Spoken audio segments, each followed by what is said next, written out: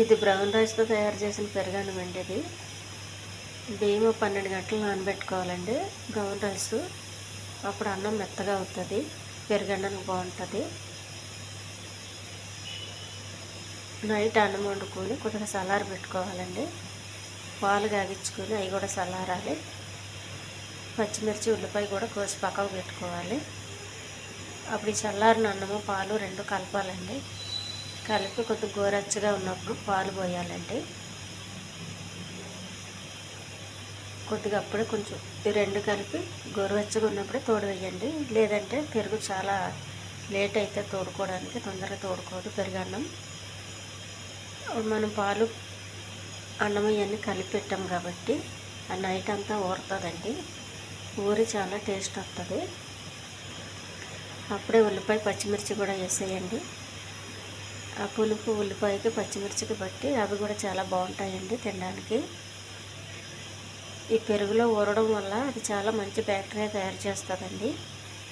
అది మనకి తిన్నప్పుడు చాలా శక్తిని ఇస్తుంది. కడుపులో పేగులు కాటికి చాలా ఆరోగ్యంగా ఉంటాయి, బలహీనంగా ఉండవు పేగులు.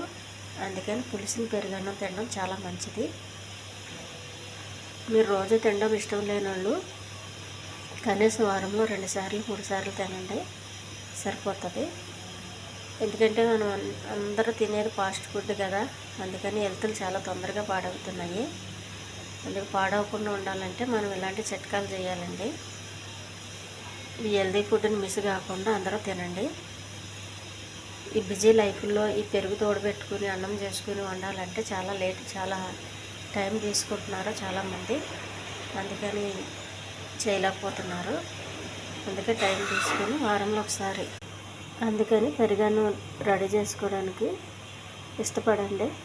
ఇది ఇంట్లో ఎవరైనా పెద్దవాళ్ళు ఉంటే వాళ్ళకి అప్పచెప్పేయండి. వాళ్ళు చాలా నీట్గా శ్రద్ధగా చేస్తారు. ఇప్పుడు పిల్లలకి అంత డ్యూటీలకు వెళ్ళే పని ఇవన్నీ ఉంటాయి కాబట్టి అడవుల్లో ఉంటారు, పిల్లల్ని చూసుకోవడం ఇవన్నీ ఉంటుంది కాబట్టి చేయలేరు. పెద్దవారు అయితే చాలా శ్రద్ధగా చేస్తారు కాబట్టి వాళ్ళకి అప్పచెప్పండి. ఈ ఛానల్ నచ్చితే సబ్స్క్రైబ్ చేయండి, షేర్ చేయండి, లైక్ చేయండి, కామెంట్ చేయండి. మీరు చేసే కామెంట్కి నేను రిప్లై ఇస్తానండి.